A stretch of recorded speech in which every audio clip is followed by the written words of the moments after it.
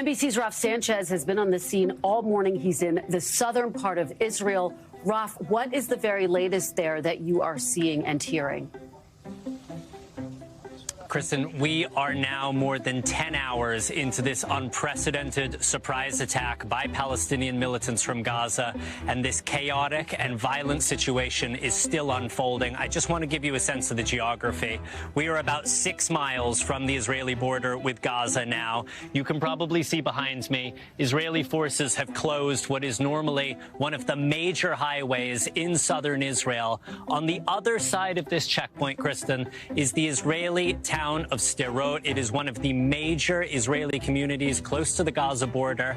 I just got off the phone with an Israeli security official who tells me that fighting in Sderot, as well as several other towns and cities and communities along the Gaza border, is still underway. Kristen, that is a sentence that if you had asked me yesterday, I would not have told you was plausible. The idea that Palestinian gunmen are inside of Israeli communities is what has taken this country so by surprise, and it is the method and the level of sophistication with which they have carried out this attack. As you said, Palestinian gunmen arriving by land, by sea, and for the first time by air, using paragliders and hang gliders to cross the Israeli border. They did it, Kristen, under the cover of a barrage of some 2,000 rockets, which seems to have overwhelmed Israel's absolutely cutting-edge, world-leading missile defense systems. Throughout the day, we have seen plumes of black smoke where these Palestinian rockets have got through Israeli defenses and they have struck home. I want to give you just the very latest numbers that we have. Israel's emergency services are saying 70 people are confirmed dead inside of Israel. That is one of the largest losses of life on a single day in decades here. Some 800 Israelis are wounded. And Kristen, inside of Gaza, where Israeli airstrikes have now begun, the Palestinian Health Ministry is saying 200 people have been killed already, 1,600 wounded. Kristen, I'll just close with saying that perhaps the most important dynamic here, the key to understanding what comes next, is the fact that Hamas and the smaller militant group Islamic Jihad say they have Israelis captive inside of Gaza, and the whole world is now watching to see what Israel will do next to get its people home. Kristen.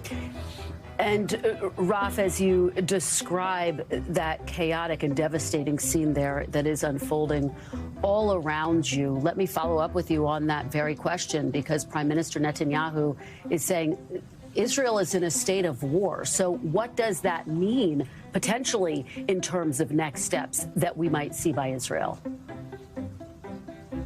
Yeah, so the Prime Minister was very clear with the Israeli people. What is happening right now is an order of magnitude above and beyond the rounds of fighting we have seen between Israel and Hamas over the last decade. Rounds of fighting which, frankly, the world has become a little bit numb to. This is a full-scale war. This is unlike anything Israel has seen in 50 years. And it may very well be that Prime Minister Netanyahu, the head of this extreme right-wing government here in Israel, feels that he has no choice, knowing that there are Israelis held captive, held hostage inside of Gaza. He may feel he has no choice but to order a large-scale ground offensive inside of Gaza. And Kristen, as we know, Gaza is one of the most densely populated places on earth.